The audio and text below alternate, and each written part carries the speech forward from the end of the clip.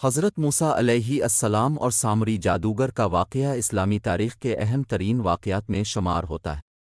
یہ واقعہ بنی اسرائیل کی آزمائش اور حضرت موسیٰ علیہ السلام کی قیادت کی ایک اہم مثال ہے۔ قرآن مجید میں سورۃ طٰہٰ میں اس واقعے کا ذکر کیا گیا ہے، جب حضرت موسیٰ علیہ السلام بنی اسرائیل کو فرعون کی غلامی سے نجات دلا کر لے جا رہے تھے۔ اللہ تعالیٰ نے آپ کو کواں طور پر بلایا تاکہ آپ کو شریعت کے احکام عطا کیے جائیں۔ حضرت موسیٰ علیہ السلام 40 دنوں کے لیے کواں طور پر تشریف لے گئے اور بنی اسرائیل کو اپنے بھائی حضرت ہارون علیہ السلام کے سپرد کیا۔ حضرت موسیٰ علیہ السلام کے جانے کے بعد بنی اسرائیل کے کچھ لوگوں نے صبر کا دامن چھوڑ دیا اور گمراہی کا شکار ہو گئے۔ سامری، جو کہ بنی اسرائیل میں ایک جادوگر اور فتنے باز شخص تھا، نے اس موقع کو غنیمت جانا اور بنی اسرائیل کو فتنہ میں مبتلا کرنے کی سازش تیار کی۔ اس نے لوگوں سے ان کے زیورات جمع کیے اور انہیں پگھلا کر ایک بچھڑے کی شکل کا مجسمہ بنایا۔ پھر اس نے اپنے جادو کے ذریعے اس بچھڑے میں آواز پیدا کر دی، جسے لوگوں نے زندہ جانور سمجھ لیا۔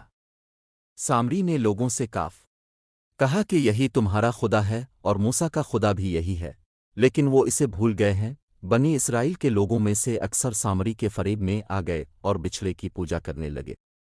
حضرت ہارون علیہ السلام نے انہیں بہت سمجھایا اور روکا کہ یہ شرک ہے اور حضرت موسیٰ علیہ السلام جلد ہی واپس آئیں گے، لیکن لوگوں نے ان کی بات نہ سنی اور بچھڑے کی عبادت میں مگن رہے۔ جب حضرت موسیٰ علیہ السلام کواں طور سے واپس آئے اور قوم کی حالت دیکھی تو وہ بہت غضبناک ہوئے، اپنے بچھڑے کے مجسمے کو توڑ ڈالا اور سامری سے اس گناہ کا سبب پوچھا۔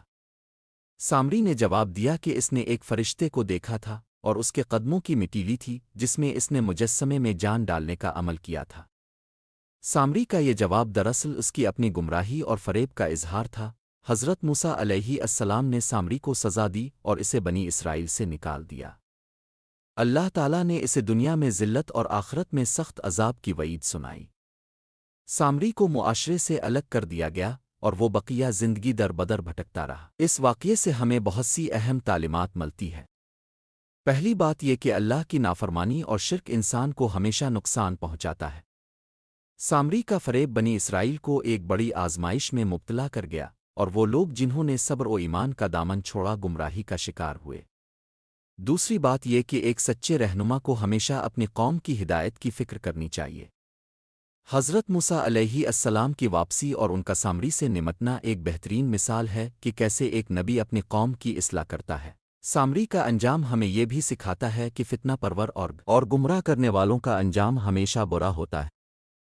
اللہ تعالیٰ کا انصاف ہمیشہ حق پر مبنی ہوتا ہے اور دنیاوی چالوں سے اللہ کی پکڑ سے بچا نہیں جا سکتا۔